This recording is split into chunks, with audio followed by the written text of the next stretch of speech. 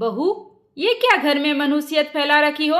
अरे तुम्हारा बाप मर गया तो अब जिंदा तो नहीं हो जाएगा तुम्हारे इस रोने धोने से। बस करो, बहुत हो गया। दुख मनाने का भी टाइम होता है।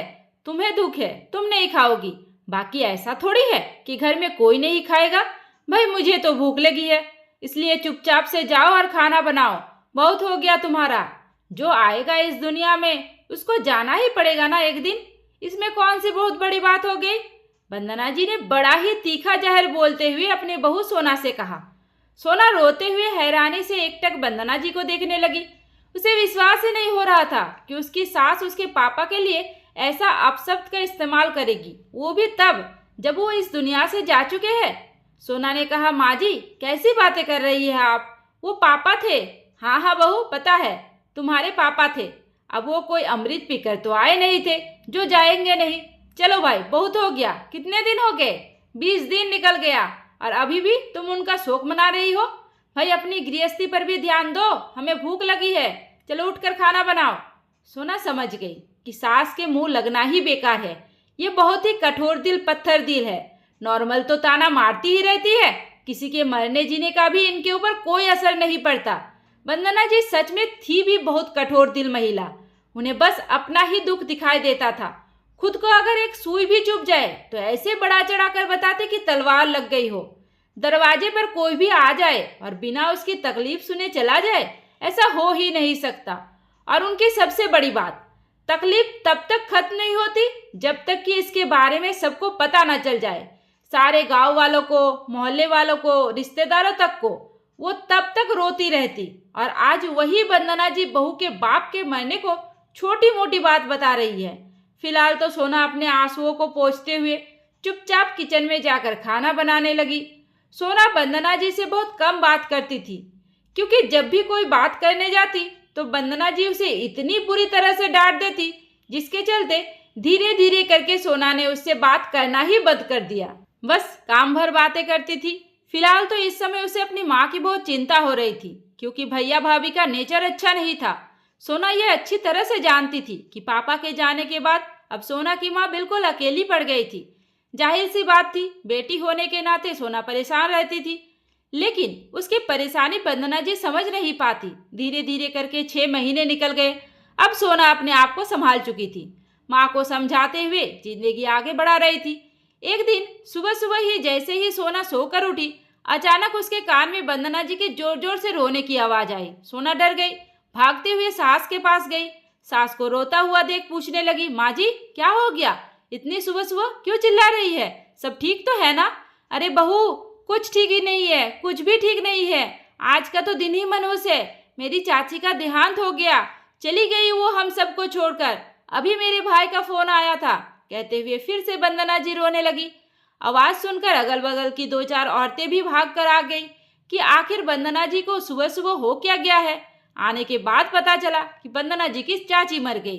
धीरे धीरे करके पूरे गांव में खबर फैल गई। खबर सुनते ही धीरे धीरे गांव की औरतें भी आने लगी। जितनी भी औरतें आती रहती, वंदना जी का रोना बढ़ता ही जाता। वंदना जी ने सुबह से ना कुछ खाया था ना पिया था, बस रोए जा रही थी। बड़ी मुश्किल से तो थोड़ी सी चाय पी थी। 3-4 दिन तक वंदना जी का ड्रामा चलता ही रह गया। आखिरकार एक दिन शाम को वंदना जी के पति ने उन्हें डांटते हुए कहा, अरे वंदना चुप हो जाओ। बुजुर्ग महिला थी, 90 साल की थी, तकलीफ में थी, महीनों से खटिया पकड़ रखी थी। ऐसे लोगों के जाने का दुख नहीं मनाते हैं। उनकी जिंदगी बन गई चली गई। तो इतना सुनते ही वंदना जी भड़क गई। हाँ जी, आपकी हिम्मत कैसे हुई? आपने मेरी चाची के बारे में ऐसा बोल दिया? 90 साल की हो या 100 साल की हो, मेरे माँ के समान थी। बचपन में खिलाया था हमें, ऐसे कैसे भूल जाओ? सास के मुंह से इतना सुनते ही सोना को अपनी याद आ गई कि कैसे उसके पापा के मरने पर यही वंदना जी ने कहा था कि बहू, तुम्हारे रोने धोने से तुम्हारा बाप वापस नहीं आ जाएगा। जो चला गया वो जिंदा नहीं हो जाएगा। एक दिन सबको ही मरना है। तुम्हारे बाप स्पेशल अमृत पीकर नहीं आए थे। नाटक मत करो, चलो खाना बनाओ।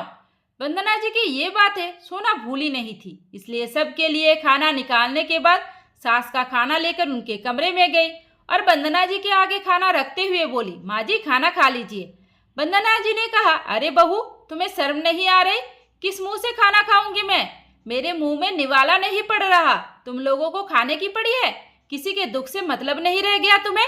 बस इतना सुनते ही सोना ने कहा, माँ जी अब क्या मरी हुई चाची के लिए इतना रोना धोना?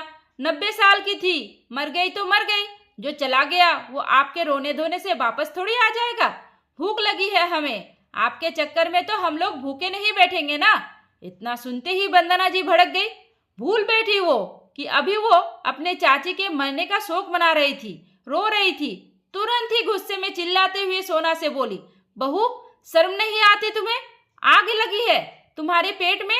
वह मेरी चाची मर गई और तुम्हें खाने की पड़ी है?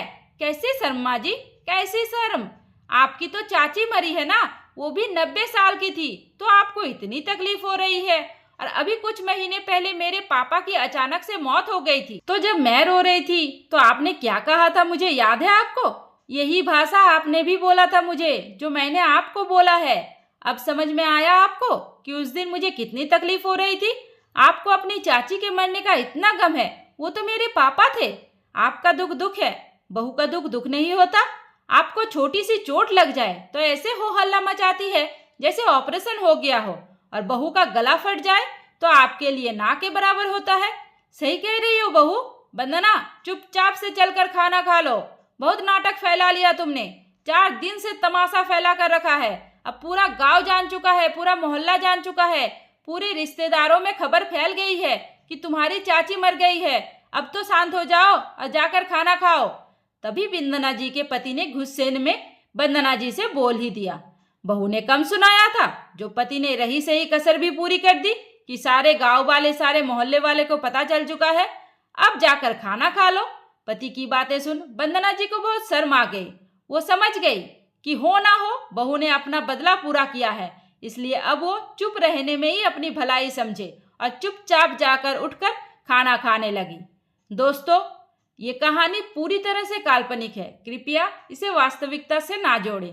ये कहानी आप लोगों को कैसी लगी मुझे कमेंट करके जरूर बताइए, और ऐसी कहानी और सुनने के लिए स्क्रीन पर दिए गए वीडियो को टच करें। उम्मीद करती हूँ आपको हमारी कहानी पसंद आई होगी। कहानी पसंद आई है तो वीडियो को लाइक करें, चैनल पर नए हैं तो चैनल को सब्सक्राइब करें, और हाँ, नोटिफिकेशन बेल को जरूर दबाइए ताकि अगली अपडेट सबसे पहले आपको मिले। धन्यवाद।